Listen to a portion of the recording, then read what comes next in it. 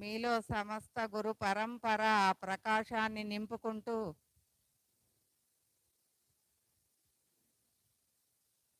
ధ్యాన జ్ఞానాదులు జీవన పర్యంతం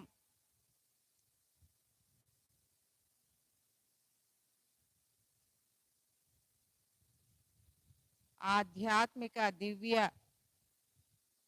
ప్రకాశం వైపు నడిపించమని కోరుకుంటూ చిన్నగా మనం కళ్ళు తెరుస్తూ 5 4 3 2 1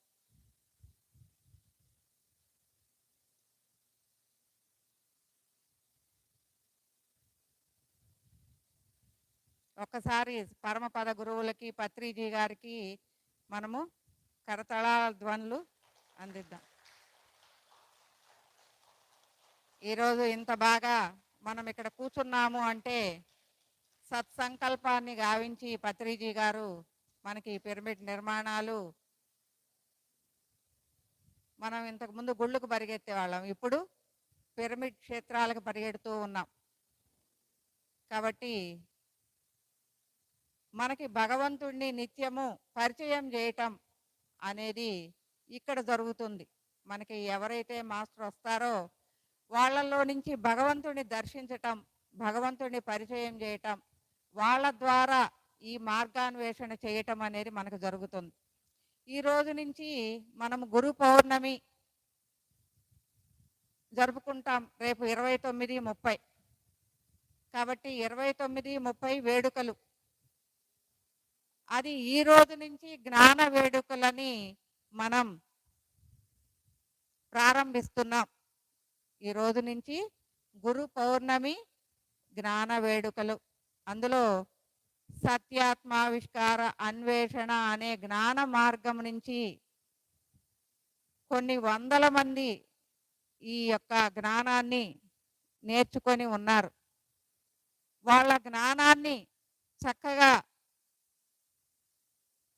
ఈ 15 రోజులు మీ ముందు ఉంచి వాళ్ళు ఏం నేర్చుకున్నారు, ఎలా మాస్టర్లు అయ్యారు, ఎలా మీ ముందు దాన్ని ప్రదర్శించటానికి ఈ 11-15 రోజుల్ని కూడా మనం గురు పౌర్ణమి వేడుకలుగా, జ్ఞాన వేడుకలుగా నిర్ణయించి ముందుకు తీసుకెళ్తూ ఉన్నాం. పౌర్ణమి అంటే గురువు అంటే జ్ఞానం, పౌర్ణమి అంటే గురువు అంటే మనలో ఉన్న అజ్ఞానాన్ని తొలగించేది. ఏ జ్ఞానము? మనలో ఉన్న అజ్ఞానాన్ని. మరి పౌర్ణమి అంటే పౌర్ణమికి ఏముంటుంది? మనకి ఏముంటుంది పౌర్ణమికి? చల్లటి కాంతులు. ఏంటి ఆ చల్లటి కాంతులు? ఎందుకు పౌర్ణమి అంటున్నారు? పౌర్ణమి రోజు ఏ అమావాస్య రోజు పెట్టకూడదా?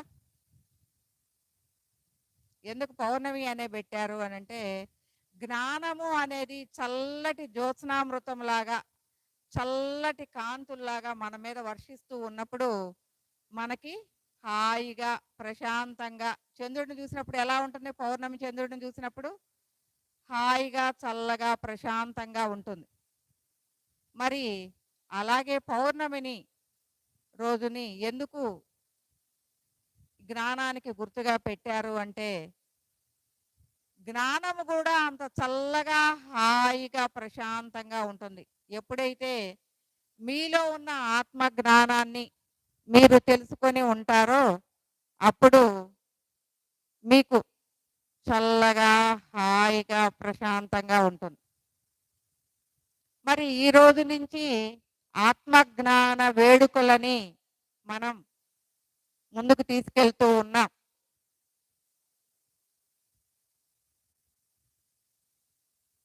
ఎందుకు ఈ ప్రాపంచిక జ్ఞానాన్ని వదిలి ఆత్మజ్ఞానాన్ని వైపు దృష్టి పెడుతున్నాము అంటే, ఆత్మజ్ఞానము ప్రాపంచిక జ్ఞానము రెండు వేరునా ఒకటేనా?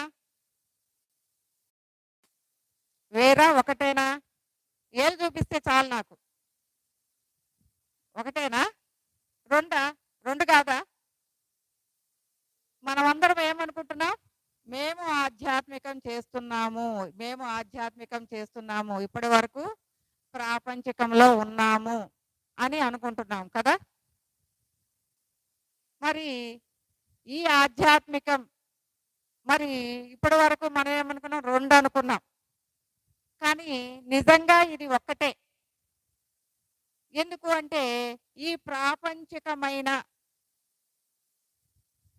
వైపు దృష్టి పెట్టడం మూలంగా ప్రాపంచిక ప్రభావాలు మన మీద చూపించటం మూలంగా మనం ఏమైపోయాం?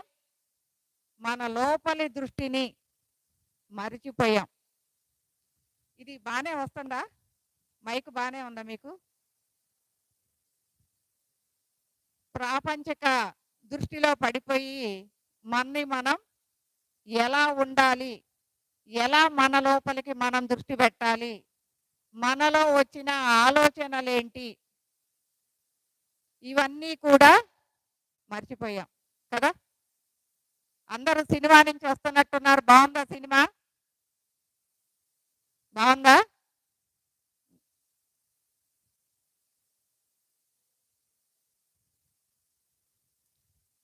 మరి ఈ ప్రాపంచిక ప్రభావాలు నుంచి మనం మనని తెలుసుకోవటమే ఆధ్యాత్మికం.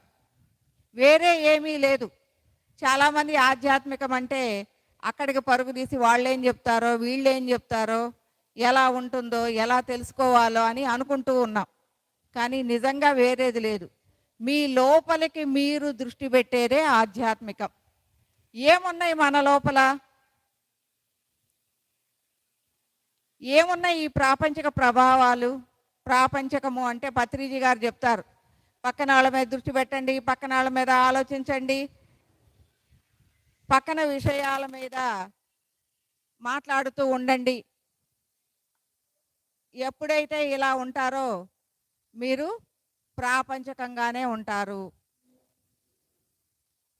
మిమ్మల్ని మీరు చూడండి, మీ లోపలికి మీరు దృష్టి పెట్టండి. అప్పుడు మీలోకి మీరు ప్రయాణం చేస్తారు. మరి మీరందరూ మీలోకి దృష్టి పెట్టడం వచ్చిందా? అందరూ ఇదే చెప్తారు, మీలోకి దృష్టి పెట్టండి, మీలోకి దృష్టి పెట్టండి అనేది అందరూ చెప్తున్నారు కదా. మీలోకి దృష్టి పెట్టడం వచ్చిందా? మీలోకి మీకు దృష్టి పెట్టడం వచ్చిందా రాలేదా? మీలోకి మీరు దృష్టి పెట్టడము అంటే ఏంటి? ఇప్పుడు ప్రాపంచకము అంటే ఏంటి? మనందరము ప్రాపంచకం అంటే ఏమీ తెలియట్లేదు. మనలోకి మనం వెళ్తాము అంటే ఏం తెలియట్లేదు. ఈ రెండు తెలియకనే మనము ఆధ్యాత్మికం వేరు, బయట ప్రాపంచకం వేరు అనుకుంటున్నాం. ప్రాపంచిక ప్రభావాలు అంటే మన నుంచి బయటికి చూడటం, బయట విషయాల వైపు దృష్టి పెట్టడం, బయట వాళ్ళ ఆలోచనల వైపు దృష్టి పెట్టడం, బయట ఆలోచనల వైపు దృష్టి పెట్టడం. మరి అలా దృష్టి పెట్టినప్పుడు ఏముంటుంది మన మీద ప్రభావంగా? మన మీద ప్రభావంగా మన మనసు మీద. అప్పుడు మన మనసు బయటికి ఎప్పుడైతే దృష్టి పెడతామో మన మనసు పని చేస్తూ ఉంటుంది. మనసు మీద ఈ బయట ప్రభావాలన్నీ పనిచేస్తూ ఉంటాయి. మన ఇంట్లో వాళ్ళ ఆలోచనలు, బయట వాళ్ళ ఆలోచనలు, సంఘం యొక్క ఆలోచనలు, ప్రాపంచికమైన ఆలోచనలు. వాళ్ళ అబ్బాయి మంచి ఉద్యోగం వచ్చింది, బాగా చదువుకున్నారు, అంత డొనేషన్ కట్టారు, అంత సంపాదిస్తున్నారు, వాళ్ళు ఇల్లు కట్టుకున్నారు. మన అబ్బాయిని కూడా మనం ఏం చేస్తాము? మన అబ్బాయి కెపాసిటీ మనకు తెలియకుండా మనం ఏం చేస్తాం? వాళ్ళ మీద రుద్దుతాం. మనం కూడా అలా చేయాలి, మనం డొనేషన్ కట్టైనా అలాంటి దీనికి తీసుకెళ్ళాలంటే ఎంతసేపు ఆలోచన ఎలా ఉంది? పక్కనాళ్ళ వైపు ఉంది. వాళ్ళు ఇల్లు అలా కట్టుకున్నారు, మనం కూడా ఇలా కట్టుకోవాలి. వాళ్ళు అలా సంపాదిస్తున్నారు, మనం కూడా ఇలా సంపాదించాలి. అలా మనం అనుకుంటూ ఉంటాం. అలా అనుకున్నప్పుడు ఎలా ఉంటుంది? మన మీద ప్రభావం ఉందా లేదా? ఉంది కదా.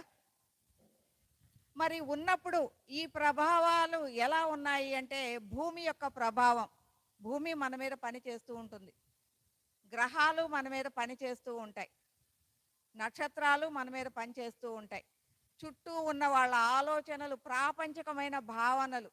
వాళ్ళు అమెరికా వెళ్ళారు, అమెరికాలో అలా ఉందంట, మనం ఇక్కడ వదిలేయం. ఇక్కడదే కాకుండా వేరే దేశాల వైపు కూడా దృష్టి పెడతాం. ప్రాపంచిక ఆలోచనలు. పండగకి వాళ్ళని బట్టలు కుట్టించుకున్నారు, మనం కుట్టించుకోలేకపోయాం, పండగ వస్తుంది. ఇవన్నీ ప్రాపంచికమే కదా. అంటే మీకు గుర్తు చేస్తూ ఉన్నాను, మనం ఉదయం లేచిన దగ్గర నుంచి, ఒంటికి ఉన్న రంగు దగ్గర నుంచి, ఒంటికి వేసుకునే బట్టల దగ్గర నుంచి, వాడుకునే వస్తువుల దగ్గర నుంచి కూడా ఎదుటి వాళ్ళని చూస్తున్నాం. మనకేం కావాలి, మనం అంతవరకే దృష్టి పెడితే ప్రాపంచికం నుంచి ఎందుకు వీటన్నిటి ప్రభావాలు, ప్రకృతి ప్రభావాలు, ఇవన్నీ కూడా ప్రాపంచికంగా మన మీద పని చేస్తూ ఉన్నాయి, ఒత్తిడి చేస్తూ ఉన్నాయి. ఇవన్నీ ఒత్తిడి నుంచి మనం ఎప్పుడైతే బయటపడతామో అప్పుడు ఆధ్యాత్మికం వైపుకి, అంటే నీ లోపలికి, ఆధ్యాత్మికము అంటే అదా అంటే ఆత్మ, ఆత్మని అధ్యయనం చేయటం. ఏదైతే అధ్యయనం చేస్తామో, ఇప్పటి వరకు మనము బయట పుస్తకాలు అధ్యయనం చేస్తూ ఉన్నాం, బయట విషయాలని అధ్యయనం చేస్తూ ఉన్నాం, అందువల్ల ప్రాపంచికంగా పడిపోయాం. ఇప్పుడు మనం ఏం చేయాలి, మనని మనం అధ్యయనం చేయాలి, మన లోపల మనని అధ్యయనం చేయాలి. దాన్నే ఆధ్యాత్మికం అంటాం కదా.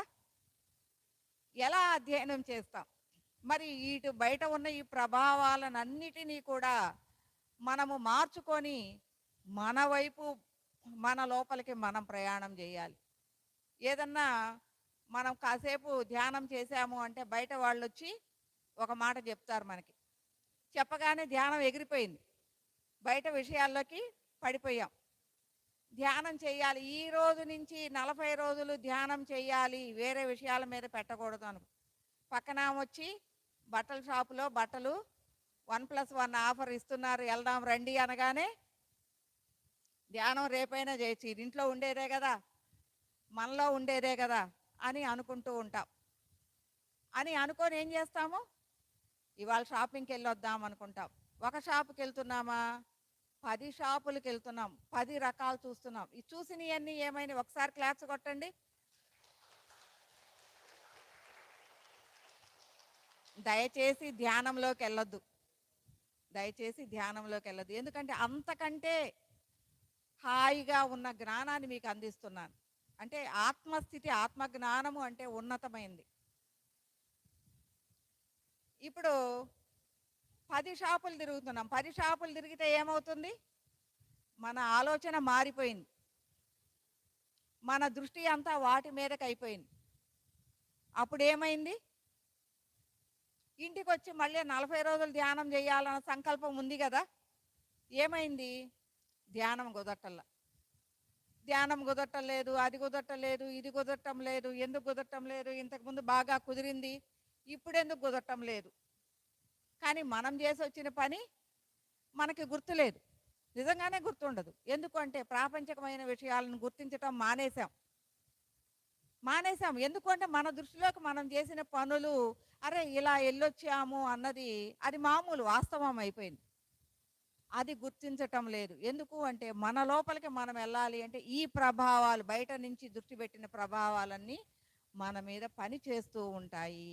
కాబట్టి ఇవాళ 10 రోజులు చేసాము, 11వ రోజు మర్చిపోయి వెళ్ళాము, మరలా ఈ 10 రోజులు కాదు 20 రోజులు చేస్తే కానీ నీకు ఆ స్థితి, కూర్చునే స్థితి రాదు.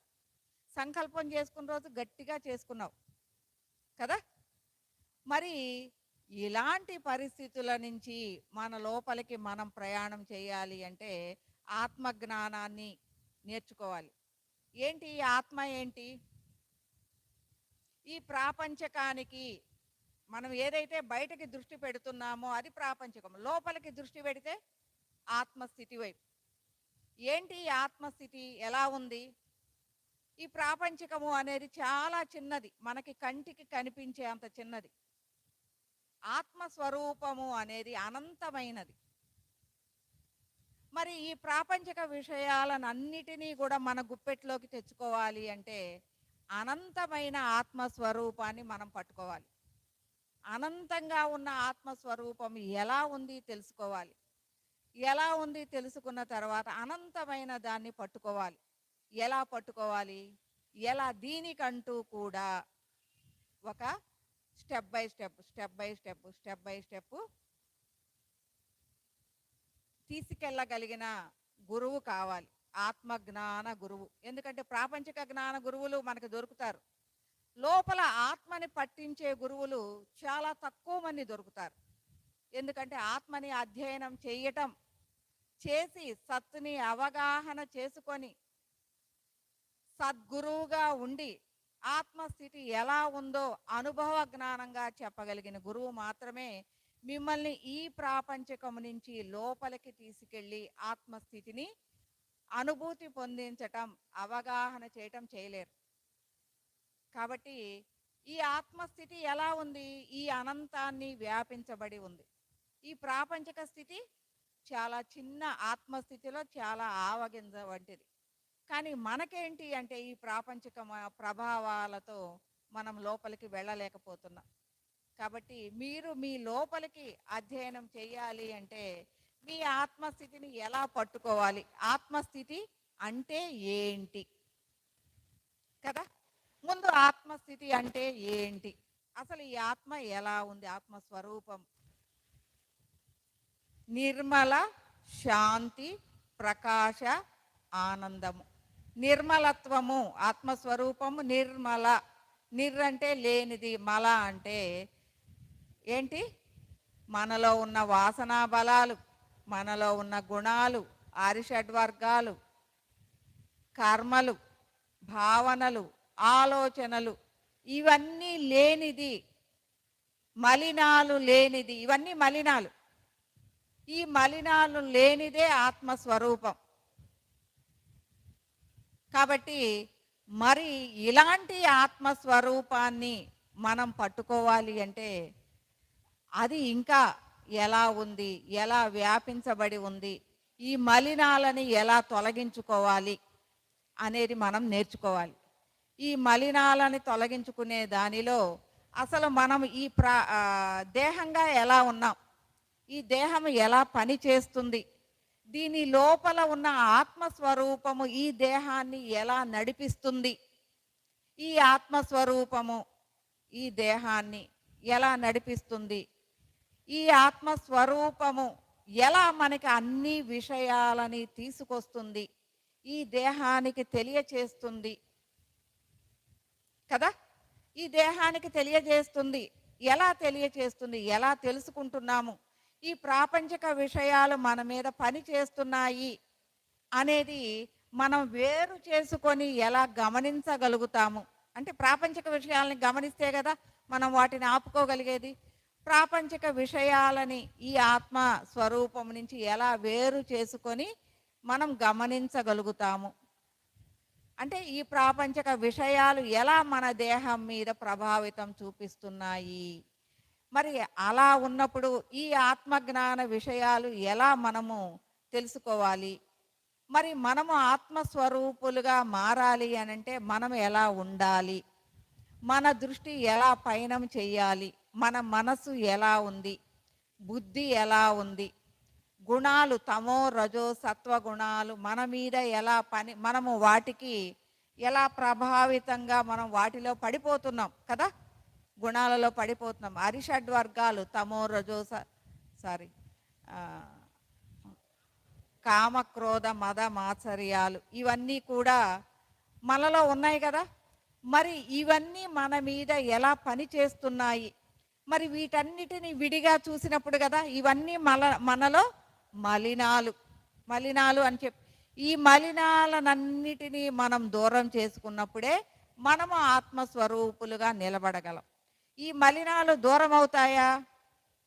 ఇవాళ బాగా ధ్యానం చేశారు, ఒక నెల రోజులు, ఒక సంవత్సరం ధ్యానం చేశారు, నేను కోపం అనే మలినాన్ని తీసేసుకున్నాను అని నాకు చెప్పారు. అవునా, నీకు అసలు ఏమీ రాలేదు, నీ కోపం తగ్గిపోయింది అన్నావే, లేదు నీ కోపం తగ్గలేదు, నీ కోపం నీలోనే ఉంది అన్నాను. నీకు వెంటనే కోపం వచ్చేసింది. నేను సంవత్సరం ధ్యానం చేశాను, ఏమకేం తెలుసు నేను ఎంత కష్టపడ్డానో అన్నాను. ఏమైంది? కోపం బయటకు వచ్చిందా లేదా? మరి కోపం అనే మలినాన్ని తీసేయగలిగామా? ఎవరం తీసేయలేం. ఎందుకు అంటే వాటన్నిటినీ మన అదుపులో ఉంచగలగాలి. ఎప్పటికీ పోవు ఏవి. ఈ మలినాలు అనేవి, గుణాలు అనేవి, అరిషడ్వర్గాలు అనేవి, భావనలు, ఆలోచనలు, మనసు, ఇవి ఏవి కూడా పోవు. అన్నీ కూడా మన మీద పొంచి ఉన్న అస్త్రాలు. వీటన్నిటినీ కూడా మనం వేరుగా చూసి వాటి మీద ఆధిపత్యాన్ని దేని ద్వారా తెచ్చుకోగలం? ఆత్మబలం ద్వారా. ఆత్మబలం ద్వారా వాటన్నిటి మీద ఆధిపత్యాన్ని తీసుకొచ్చుకుంటాం. మరి ఈ ఆత్మ బలాన్ని తెలుసుకునేటప్పుడు మనలో ఈ ఆత్మ స్వరూపము అనేది కళ్ళు ముయ్యొద్దు, ధ్యానం చేయొద్దు. ఎందుకు అంటే దీన్ని డైవర్ట్ చేయకండి. ఈ ఆత్మ స్వరూపాన్ని మనలో పెద్దదిగా చేసుకోవాలి. మనం ఇప్పుడు వరకు ఎలా ఉన్నాం? ప్రాపంచికమైన విషయాల ద్వారా మన ఆత్మ ప్రకాశము చాలా తక్కువగా ఉంది. ఈ ఆత్మ ప్రకాశము ఎక్కడి నుంచి వచ్చింది? మనము అనేక జన్మలుగా ఈ సకల చరాచరంలో మన కంటికి కనిపించే వాటన్నిటిలో కూడా అనేక జన్మలుగా అనేక అనుభవ జ్ఞానాలను తీసుకొని వచ్చాం. తీసుకొని వచ్చిన తర్వాత వాటన్నిటి యొక్క అనుభవ జ్ఞానాల సారమే మనలో ఉన్న ప్రకాశం. మరి ఈ ప్రకాశాన్ని చాలా పెద్దదిగా చేసుకుంటే కానీ మనం ఆత్మస్వరూపంగా అన్ని విషయాలని నెట్టుకోలేం. అంటే ఈ ప్రాపంచికమైన వాటిని నెట్టాలి అంటే మనం బాగా అనుభవ జ్ఞానాలని పెంచుకుంటూ బాగా పెద్దది కావాలి. పెద్ద ప్రకాశతుల్యమైన ఆత్మస్వరూపంగా కావాలి. అప్పుడు కానీ ఈ ప్రాపంచికాన్ని మొత్తాన్ని మన గుప్పెట్లోకి తెచ్చుకోవాలి. మరి మన ముందు తెచ్చుకున్న వాళ్ళు ఉన్నారా లేదా? గురువులు మన ముందు ఈ చుట్టూ ఉన్న గురువులందరూ ఏమయ్యారు? ఈ ప్రాపంచికాన్ని మొత్తాన్ని వాళ్ళ చేతుల్లోకి, జగద్గురువు పత్రిజీ గారు మన కళ్ళ ముందు నిలిచి మన ముందు అన్ని విషయాలని తెలియజేసిన ఆయన ఏం చెప్పారు? ఈ జగత్తు మొత్తం, జగద్గురువు అంటే ఏంటి? ఈ జగత్తు మొత్తం తన అవగాహనకి తెచ్చుకుని, అంటే ఆత్మస్వరూపంగా ఈ జగత్తు మొత్తం తన అవగాహనకి తెచ్చుకున్న వాళ్ళే జగద్గురువులు, ఆదిశంకరాచార్యులు. ఇక్కడ అందరూ జగత్ స్థాయిని దాటి విశ్వస్థాయికి వెళ్ళిన వాళ్ళే. అంటే ఈ జగత్తు మొత్తం అవగాహన చేసుకోవటము అంటే ఈ సకలంలో ఉన్న అనేక జన్మలలో మనం ఉన్నాం కదా. మరి వీటన్నిటినీ అవగాహన చేసుకోవాలి అంటే మనకి సాధ్యం అవుతుందా? ఈ జగత్తులో ఉన్నాయని సాధ్యమే. వాళ్ళకి సాధ్యం అవ్వంగా మనకెందుకు కాదు? వాళ్ళు మనుషులే కదా, అవునా కాదా? వాళ్ళు మనుషులే, మనము మనుషులమే. మనం కూడా ఆధ్యాత్మికం మీద దృష్టి పెట్టాం. సాధించాలి అని అనుకున్నప్పుడు చాలా తేలిగ్గా సాధించవచ్చు. ఎందుకంటే వాళ్ళందరూ కష్టపడి సాధించారు. మనకి తేలికైన మార్గాలని మన ముందు ఉంచారు. వాళ్ళు కష్టపడ్డారు, మనం అంత కష్టపడక్కర్లా. మనకి తేలికైన మార్గాన్ని మన ముందు ఉంచారు. అదే ఈ ఆత్మని అధ్యయనం చేయటము అనేది ఇలా మన్ని మనం తెలుసుకోవటం కాదు, మన దృష్టిని కూడా ఈ సకల చరాచరం మీద పెట్టడం ద్వారా సకల చరాచరం యొక్క అవగాహన వస్తుంది. అలాగే ఈ ప్రాపంచిక ప్రభావాలన్నిటినీ కూడా మన గుప్పెట్లోకి తెచ్చుకోగలిగిన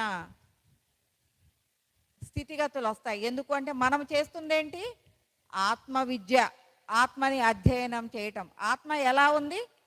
అనంతంగా ఉంది. అనంతమైన దాంట్లో ఈ ప్రాపంచకము అనేది చాలా చిన్నది. కాబట్టి ఎలా అధ్యయనం చేయాలి?